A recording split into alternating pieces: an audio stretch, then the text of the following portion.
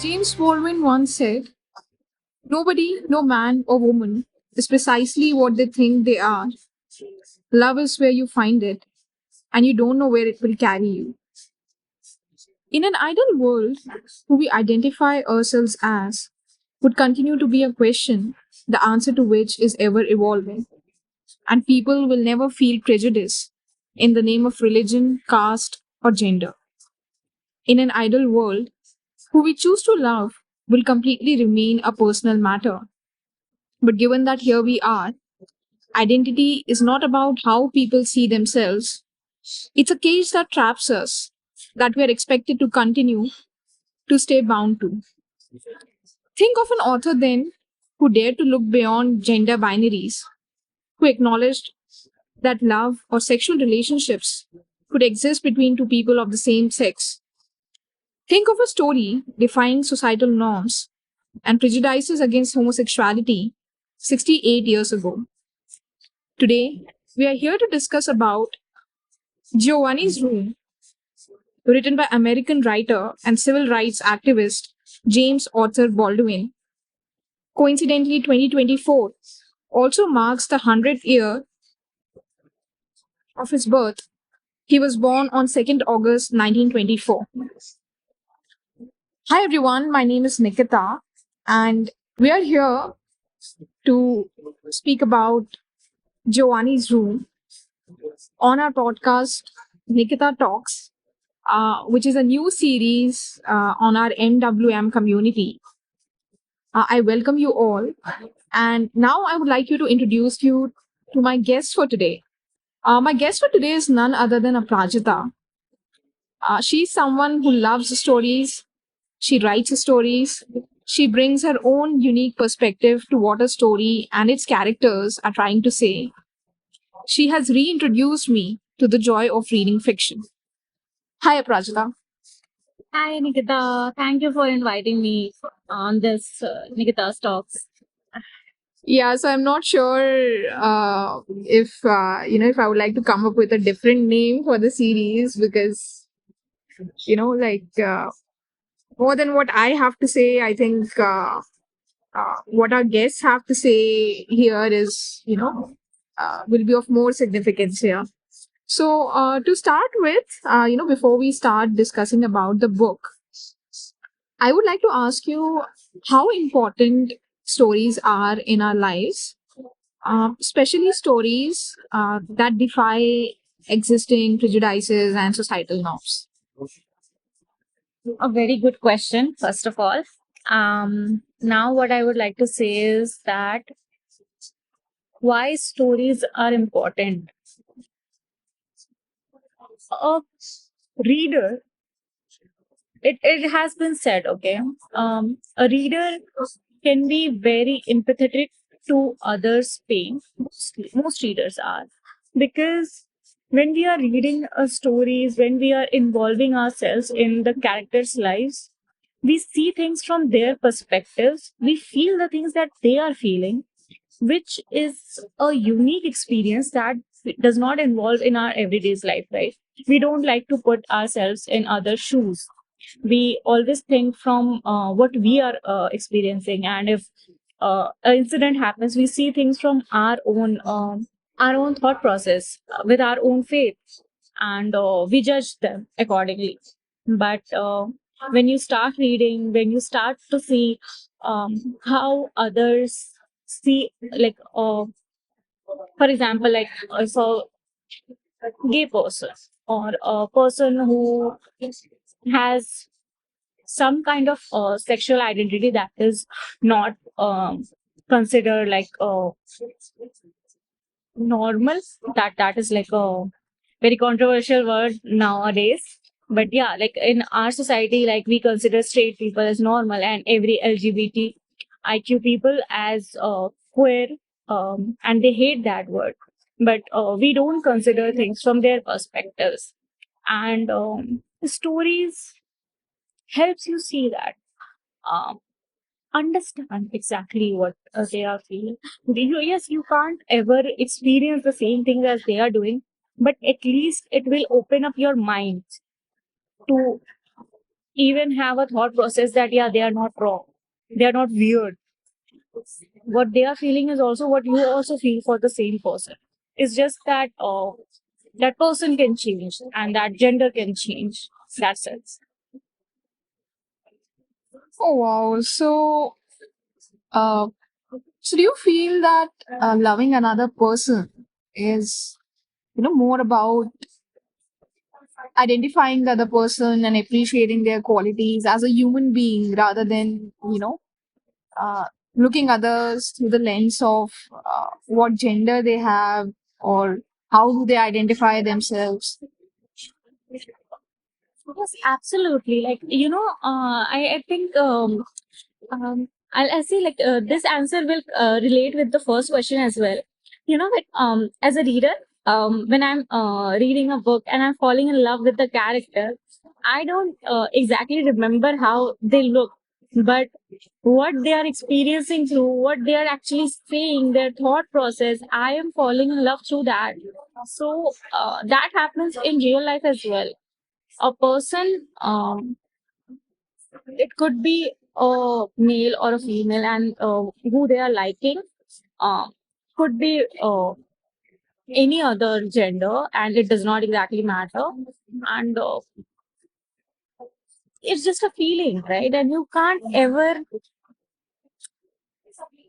do that. Like, I'm not even sure like how to put the words together to express what I'm trying to say, but it's just you can't describe the feeling of that longing that you feel for the person you love, and that is always going to be the same for any being.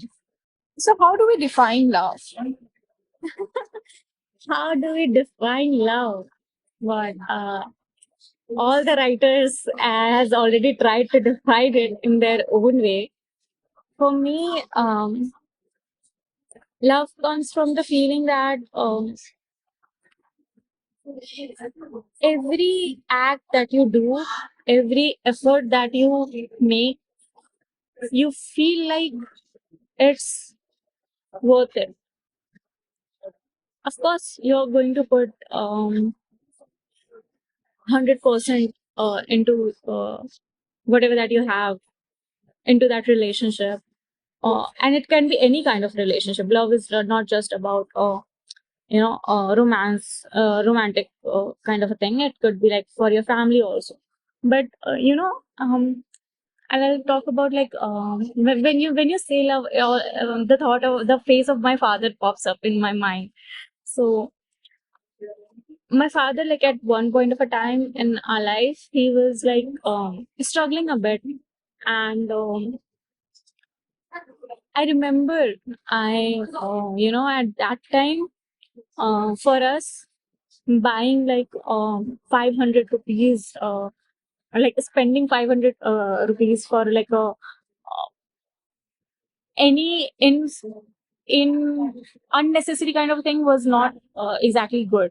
But I asked him, like saw like a one chocolate box in a window, and I just look at my father and said like I want that, and he just got that for me, no questions asked. And yeah, later on my mom scolded both of us, but it should be like that. You make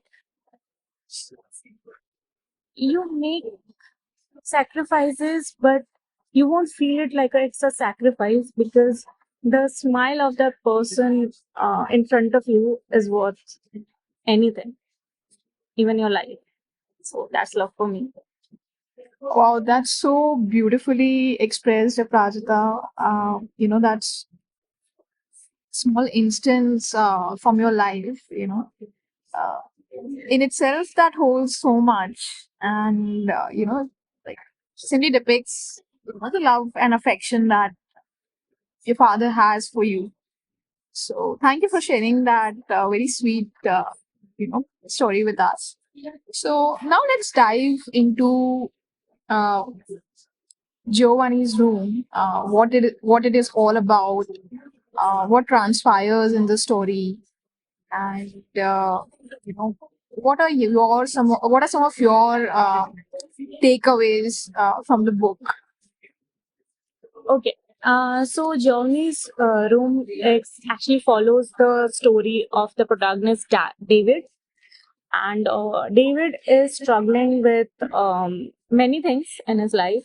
He's at a point that even this start of the story, you get to know that David's lover is going to die the next morning, and the whole story formats on the flashbacks on up to the point that David is right here right now, like waiting for like he knows that his lover is going to die and what he's feeling about it. Uh, there is a existential crisis is also there. There is also the pressure that we feel from our parents, and there's also that insecurity that rises up, that when you don't have financial freedom, how it can leads you to do indespicable things, and at that point of a time, when this was written and when this story is getting formed, at that point of time it is hard to earn money, and we see all those struggle in the story. It is always it's not it is at a backstage, like I'll say it, like it's not like a at front, but in a subtle way it is shown all the struggles that they are dealing with. uh, David accepting who he loves, is a very major plot point. And this story is also going to talk about the thing that, how society can lead you to hate yourself, and a person who hates themselves cannot actually love another person because they don't know what love is. And for them, you can understand this person. And I think that's what your first question was, right? What a story brings us. So you understand David. You get to know what he's feeling. You might even dislike his character because he is kind of, you feel like taking advantage of other people, but still you want to see where he's going to go. So that's the story is about. My takeaway would be for this is, the writing was very intense. I felt hooked from the start, and there was such longing in all the phrases that I felt like I am in love. Like I'm in love and my lover is going to die at any moment, and I feel that anxiety building up inside me, and it was so hard for me to keep continuing on that pace because it never leaves your mind. You're when you're reading the page, you're always okay, he's going to die, he's going to die, but it's still like you want to see how the story folds up. You see the how they met. There is a very cute banter of like how David and Joey met each other, and there is also like third third love uh, interest as well. And you see things, you want to root for everyone to get kind of a conclusion to their story. And yeah, this was like a very worth read, and it was like really unexpected for me to um, feel in such kind of a way for a character who is not real. Prasada, what are your thoughts about the characters in this story? You mentioned about David, and this being about his journey. Uh, so, like, is the story completely told from his point of view, or do we get to know Giovanni's point of view as well? What he goes through, and you mentioned about David's acceptance of who he is. So, given that the story was written in 1956, and we are still living in times wherein a person having feelings for people of the same sex, they would first uh, try hard to come to terms with who they are, and there would be a entire journey of acceptance, right? So David must have also gone through a phase of denial. You also mentioned that about his father. So from whatever I have read, like his father always wanted him to be uh, like to see him as this man, in how we try to understand men is, or how we defined men as. So I think he was going through that pressure also, that his father wanted to see him as a breadwinner of the family, or like how any other man is, or any other man is perceived to be in a society. And then he needs to come to terms with his sexuality. And so what are your thoughts about this?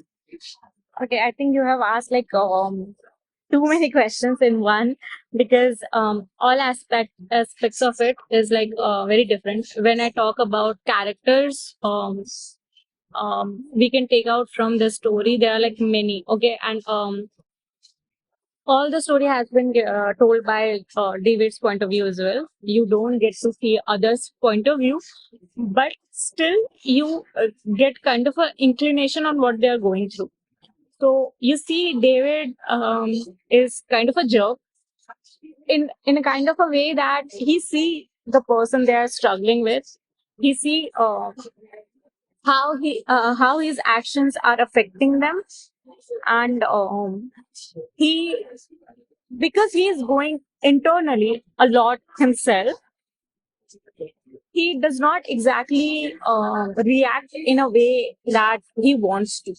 So we all, in real life as well, we all are the sum up of the incidents that has happened to us. We learn from it. We get to a point that all our trauma has affected us in a way that has shaped up our personality. So in David's case as well, like from the uh, he does not have a mom. Like his father remarries, and sorry, he does not remarry. He was just there was just another woman is there in the house, and so he feels distant from his father. He does not have someone he can talk to. So there is a lot of self hate that goes inside David, and he reacts in a way that he wants to push away the people that are close to him. I felt that way. That, and it's not just that, like his father won't accept him if he say this, or I won't spoil like whether he accepts himself or not at the end of the story or like that. But it's just that it's a constant battle that he has to go through. It just because like he knows that this is right, it does not change exactly his feelings for this, like that he likes same sex people. But he also likes this girl as well. Her name is like Hela. She's his fiance. So he has conflicting feelings, more or so. So it's like you know if you choose one path, it's easy to take, and your life can go. You will find your father will be happy, and everything is going to go as society depicts. And the other path is not taken. Its uncertainty is there. So when you are at that crossroad and you don't want to pick that choice, then what you do to to avoid making that choice is, I feel like the story was going through. Like he does not exactly wants to make that certain choice. He does not. He wants to steal the time that he has, and make it what he can do with that stolen time. So Wait, there were other questions as well. I'm forgetting. What was the other question? I feel that is something. So it was about David having this denial at first of who he is. So do we get to know? You already said that you would not like to comment on whether he accepts himself or who he is by the end of the story. But very interesting how you mentioned that he takes. I mean, there's a lot of hate that he has for himself, which is coming out in the form of how he's treating others in his life. So, like, how can a person overcome this self hate and not take a journey of self sabotage?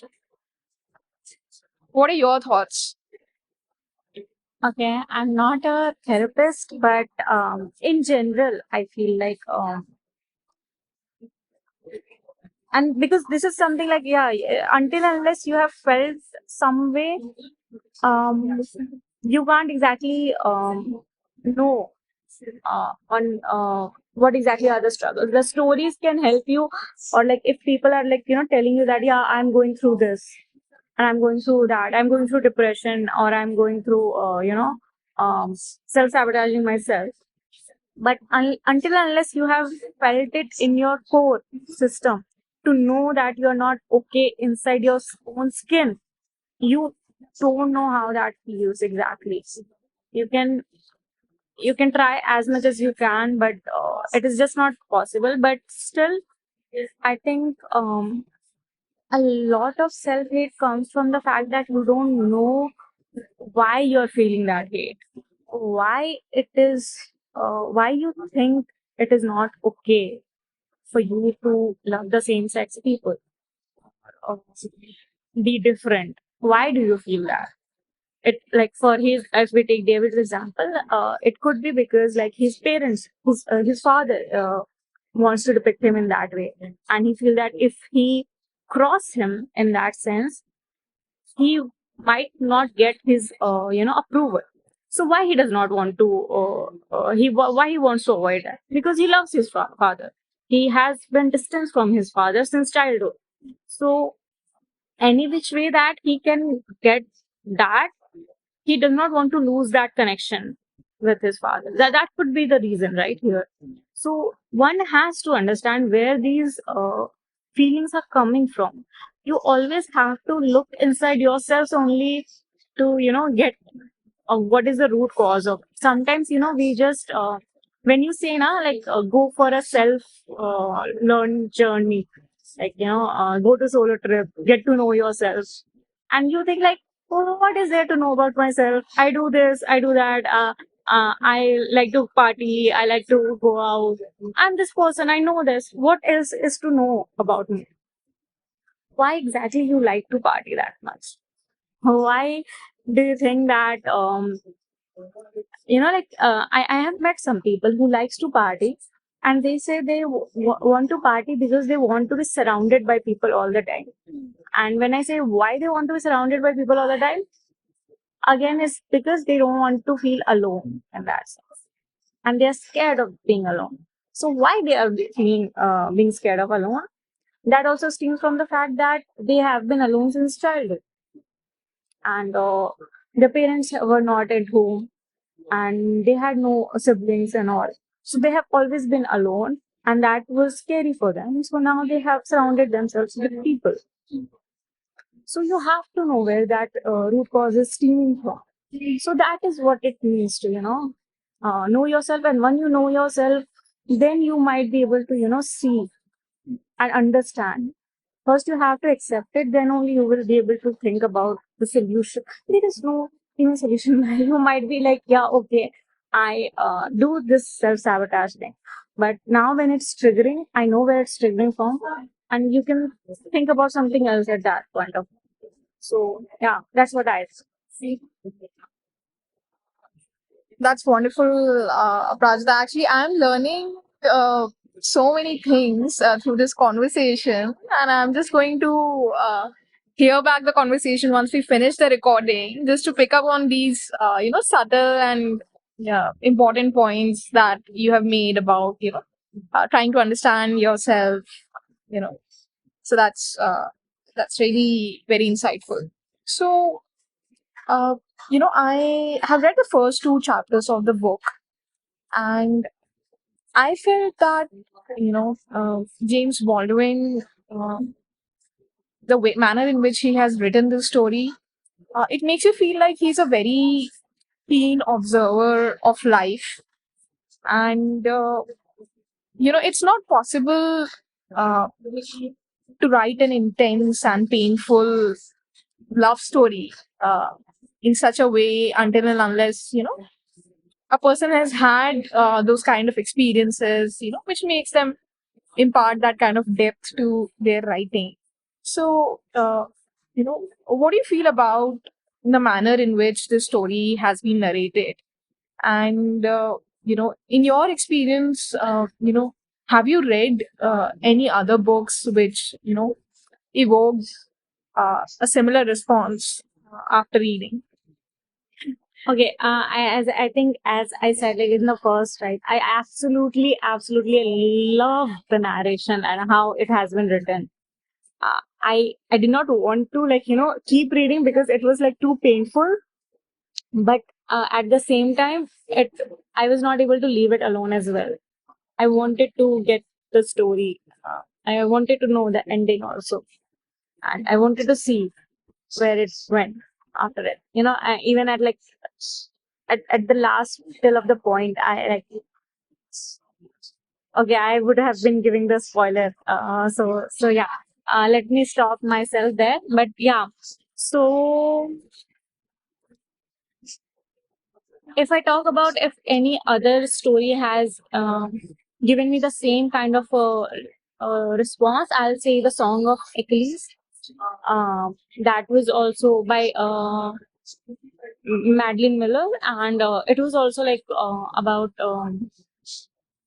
kind of a same-sex love story as well, but and it has like the same kind of a depth and intensity.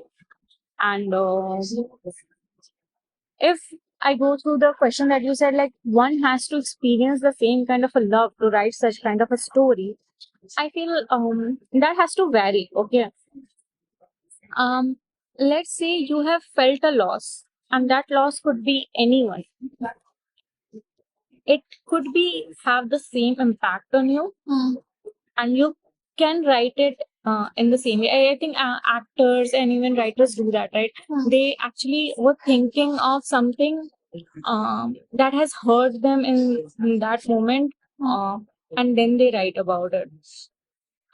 And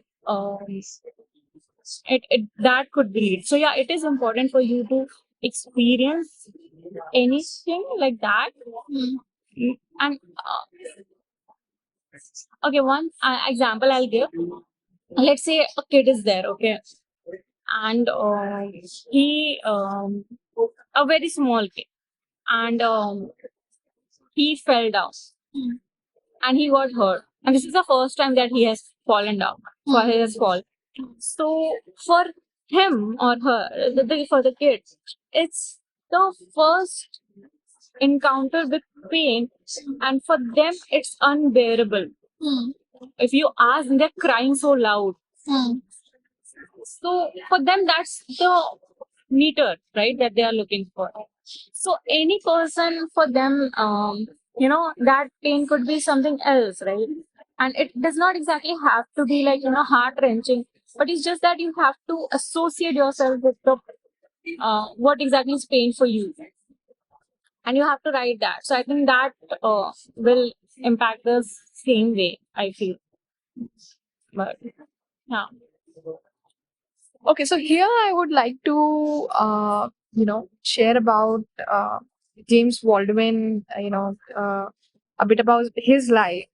So he's an American, African American, and he actually left America to settle in Paris because he was not happy with the prevalent racism that existed in America at that time. Uh, And now that you mentioned that, like pain doesn't have to come from the same experience. It could be uh, from another experience as well, which has made you feel strongly. So I feel that his, maybe perhaps his, you know his understanding of the kind of compulsions that David finds himself in, about the societal pressures, about who he should be as a person, about others not accepting who he is as a person, and him not being able to freely express his love and all. Maybe that stems from the revolt that he felt within himself, for the manner in which people in America were being oppressed because of racism. So, and he also has spoken, vociferously, uh, about people being oppressed. He has vociferously, you know, taken a stand against different things. So he's not just as an author, I think as a human being also he has had an inspiring personality.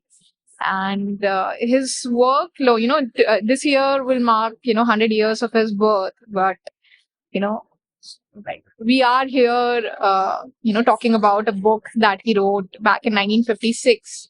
So his writings have endured, I mean, have continued to be read for a period of time. In fact, I came across a video on YouTube where you know a university, people of one university had actually organized one uh, you know uh, panel, where they were discussing about Giovanni's room, and they had recorded the discussion, and they had put it on their university's page. So so that is the kind of impact this book has had, that people actually, like, the first time I was introduced to this book, I was told that this is actually a seminal text in gender studies. So uh, certainly I cannot wait to finish reading the entire book, and then of course I will have more to add to the discussion. So one thought comes to the mind, about loving someone deeply, like, and letting it impact you to an extent that that you end up taking a wrong route in your life. Okay. I think this book touches upon that theme as well, to a certain extent. In fact, to a great extent, I guess. Sorry to the listeners for all the spoilers that we are unintentionally giving away, but we are sure that this will not impact your reading experience in any way.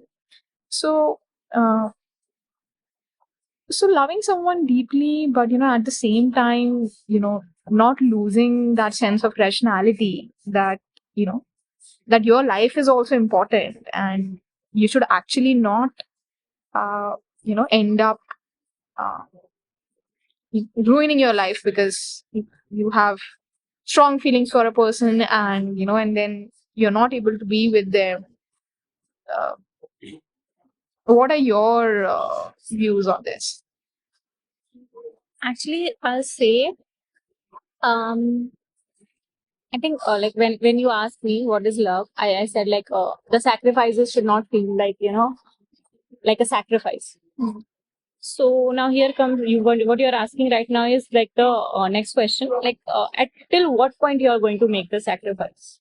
At like you keep giving, and at a point like you will destroy yourself just for that other person. Would that be like you will feel like that is just love, and like where that is going to stop you? So I feel like that also comes, like, you have to think, right? Why a healthy relationship won't ever let you, go to the till that stage, or if it is one side of a love as well. Um, you have to see like, oh, okay, this person is there, what this person represent to me, and why I am this attached to this person. And yeah, I'm making do this, but let's say you are not doing this anything for them without any expectations or anything, um, and you keep doing that, and it starts to hurt. This is like the first stage. It starts to hurt. You're trying like not to expect, and you're doing this. This is first stage. The second stage comes up that they are still not responding to you, and you're still making worse and worse choices.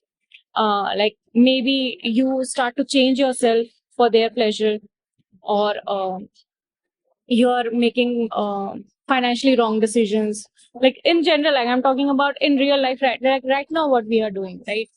um I mean, the kind of like intensity that is in the book, like killing yourself, is something else. But yeah, people generally do that as well. In right now also, like we usually think that if I commit suicide or something, I'll prove my love. That is there, right? Like in today's youth generation, we do think that I'll prove my love to you by hurting myself. So again, why that thought is coming in your mind? Why you think that person who is not appreciating you enough is going to be affected by it? You're saying that you're trying to do something for them, and you're destroying yourself. So you're not loving yourself. Why you think you are not, why you don't take yourself in the same standard as you're giving this person? Are you not worth to love that much? The way that you're loving this second person is like your life is not as much of a worth as the other person. Is your life that meaningless that you think that if you destroy it, and if from that you can prove that you have a love, that would mean something, because you feel like the life itself does not have any meaning, but giving away it will hold some meaning. So where those thoughts are coming from, you have to understand that. And it is a very very delicate thing, because we have like a very wrong notions, and it comes from different stories and pictures that we see, in which we depicted, like the hero is running behind the girl, and leaving his job and leaving everything, and then he gets the girl. Or we rarely see that doing that vice versa, but usually that happens, right? Like they made like a very big gesture, and then the acceptance happened. So somewhere in our mind we are expecting that this person will finally take a notice of us if we do this. So that is their goal. First we have to check that, that is that my goal. So if your goal is just to get them to accept you, they would have accepted you already. If you didn't have to done like the big gesture, if they wanted to accept you, they would have done without any questions. That was one thing, the goal. And the second thing is why that goal is important to you, why this person that you feel like you love is that important to you, and why it's reflecting that. So I think it's a very complicated question. I think I've blabbered a lot. So yeah, because the kind of question that you're asking me, nobody has ever asked. So yeah, like you have to think, right? What exactly you don't a healthy love won't ever let you destroy yourself. And if you don't ever want to go to that intensity of destroying yourself, you have to accept your worth, and you have to love yourself first. That's the answer to it, in summary. And it is easier said than done, I'll say that also. Many of us a struggle with this, that we don't love ourselves enough, and that's why we think that our life does not mean enough. So yeah. That's actually so motivating, Aparajita. I swear this is going to be, very important conversation for me. Uh, because it's so, we what you're saying is actually so right that you know we do not hold ourselves or we do not cherish ourselves as much as we try to cherish other people who we care about, and then we are not, if we are not being treated well, we sort of try to cover up for it, thinking that, oh, because you know so what, I like the other person is very good. What if they don't treat me well? I mean, so what if they don't treat me well? So yeah, that's true. It's very important to love yourself and value yourself. So, we sort of landed to this discussion talking about Giovanni's room. So, writing is one creative form, or any other, creative medium for that matter. Uh, Interestingly, these can be interpreted differently, or what your takeaway from a book would be, or what my takeaway from a book would be, could be different, right? So uh, in this particular book, you know uh, through the story, uh, what do you think, like, people at that time when this would have been published first, obviously they would have felt repulsed, thinking that, oh, I mean, okay.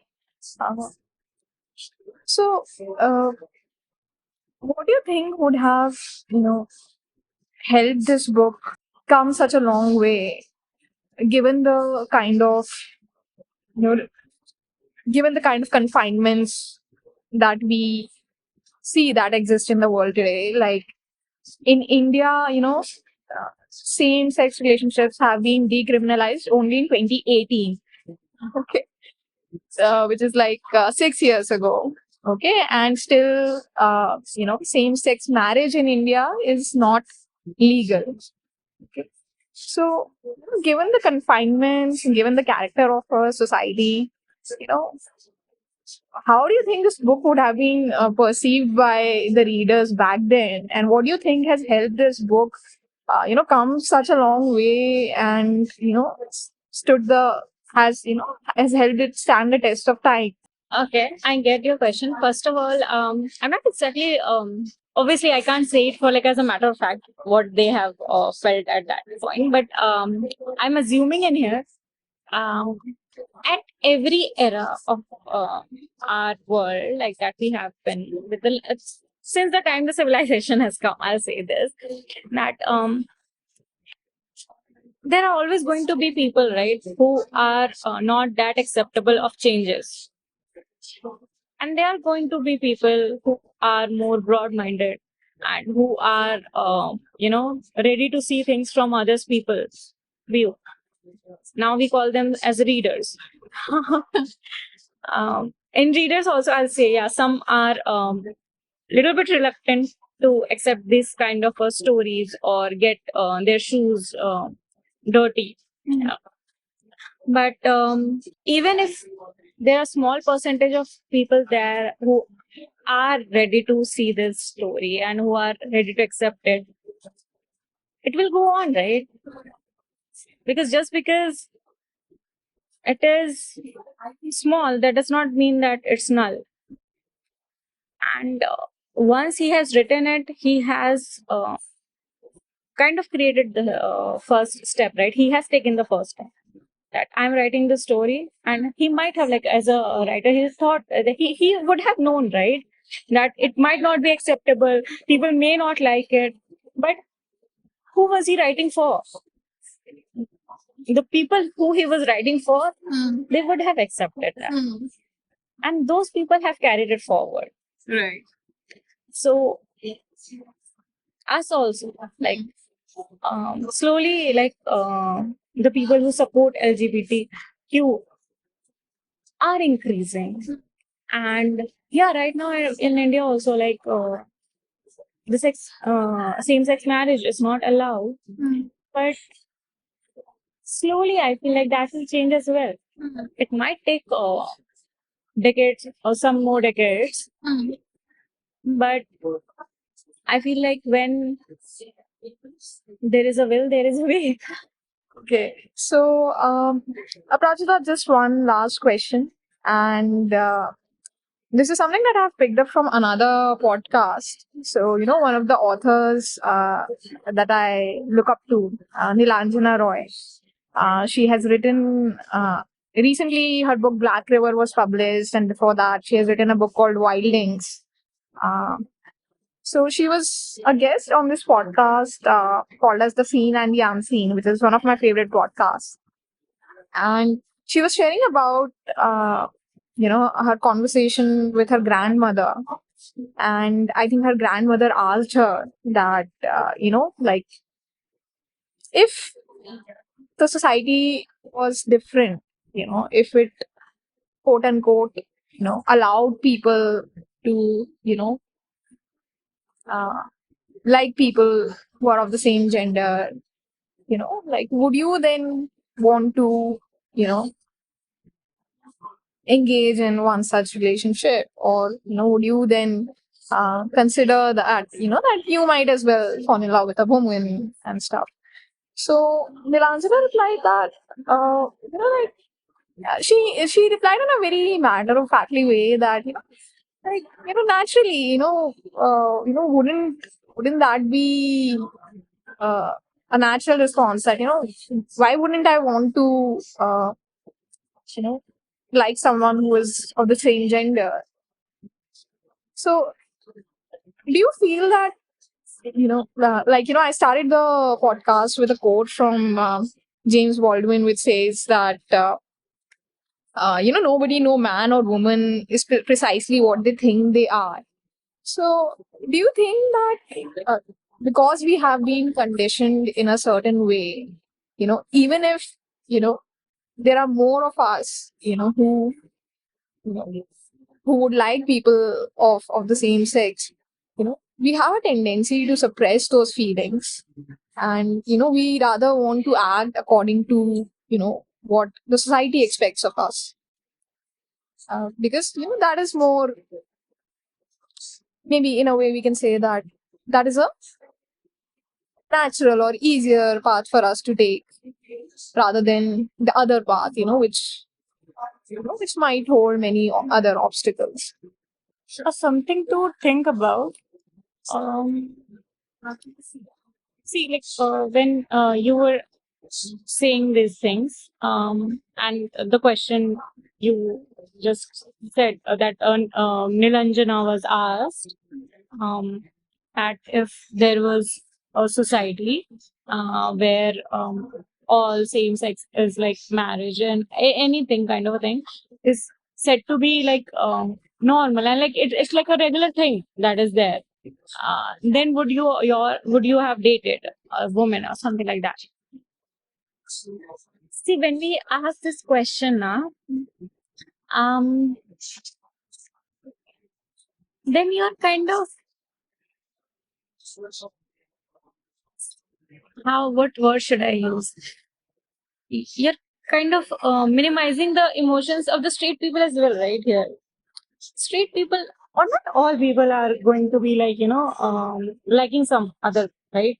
So as much as it's important right now here for us to accept people who have different sexual identity, at the same time that is also important that we preserve that straight people are also okay.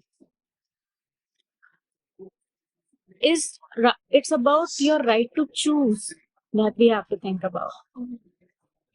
I'll be honest here, and I might get hate comments, but yeah. So the thing is that recently I have started reading I wish you the best. So this is also like regarding like a non-binary person. So before reading this book, I'm still reading it. Okay, like I have like I've done like 5 to 6 chapters finished. Um, so before reading this book, I did not understand the importance of using pronouns, why it is important for them. I totally did not understand where that is coming from. After reading that, I started to see, okay, yeah, that's why like this is important for them. They see themselves as that. And what exactly that all those I search about the LGBTIQ, every definition that is there, what exactly is the difference between these things, where those are coming from. And when I read about it, when I understand, I think I won't say that I understand completely. I understand it a little bit more than I did before. But because of that, like I realized that it is totally about your right to choose that they are talking about. Anyone can have very different notion of what exactly they want, who they are. And when they are in our teens, right, like when even like I was at 20 to 30, we are still finding out, we are exploring ourselves. And it is a society where it is considered normal, like the society that you're talking about, in an ideal society.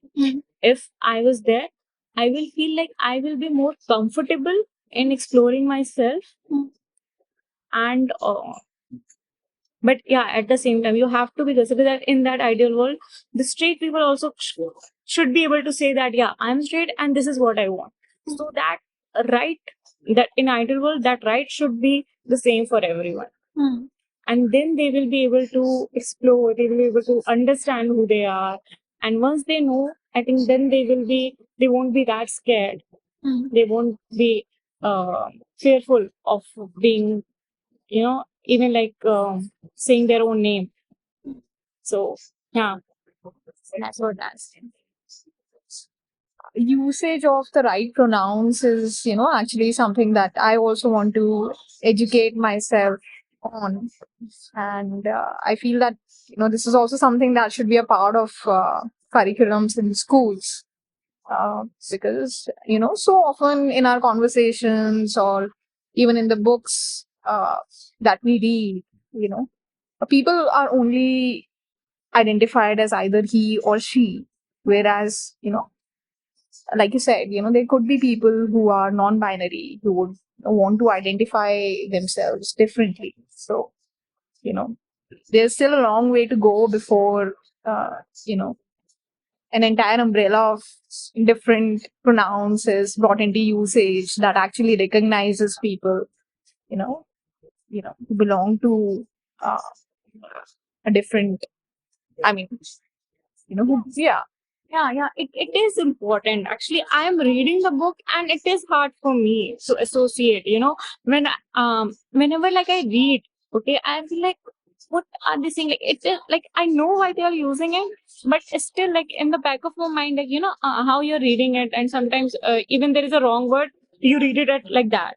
So I'm doing that. That even if it is them or there is used, I still read it as like he or she sometimes. And I'm going back and I'm reading it again so that in my mind, I'm correcting myself. And I did not, I really did not know why that was important. I really did not understand the significance of it. And I think I'll go back to the first question that you asked. This is why stories are important. You start to understand things, at least you open up your mind on things that you feel are very unnecessary and going out of question. So at least it helps you get a different perspective. Yeah. Wow, it's been wonderful speaking to you, Aprajita. Honestly, I, you shared so many such insightful views, actually, that we can keep going back to, not just because these are related to this book, but also because there is so much to learn from what you have said about life as well, and about how we perceive and others, and how we do this othering of sorts for people who are different than us. So thank you so much for sharing your views with us. One final question. I know that I already said that the last question I asked would be the last one. So why would you recommend Giovanni's Room, and why do you think people should read this book, and why would you basically recommend reading it? To get through the same pain that I went through.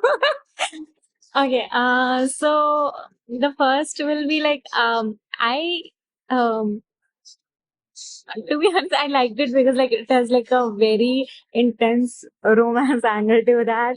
I felt that was like the first. So any person who likes um, a good romantic story, they should go for this. There is a whole meet cute thing, not cute thing, but it's like how they met, how their relationship grew, and so the whole drama is there. Apart from that, the other reason I'll say to understand about different people who has different sexual identities, to understand them better, they should read this. uh, so that they themselves are suffering a lot to accept themselves, and now when you make it a lot more harder to say like this is unnatural, like you should change yourself, why you're doing this, you're not doing any favor to them. So uh, to understand better, I'll say for them also they should read this. The third angle, I'll say it has a lot of growing up character development. Not exactly development, but I think you as a reader you will have a character development in yourself. Oh wow. Because from the start you'll see like how your actions are affecting others, and um, yeah, so you might have a very self reflection kind of a thing while you're reading it. So yeah, but self reflection also, this is a good book. Yeah. Wonderful. Thank you. Thank you so much, Aparajita, for taking time out for this conversation, and looking forward to discussing more books with you. Thank you so much. You make me sound like so knowledgeable. But yeah, it was like because of your question, you had like very good questions, because of which like I thought of all the different perspectives and what I have in my mind. I am so sorry if I was not able to uh, say it in the way that I have repeated it in my mind, but I feel like you will get the gist of it. Thank you so much.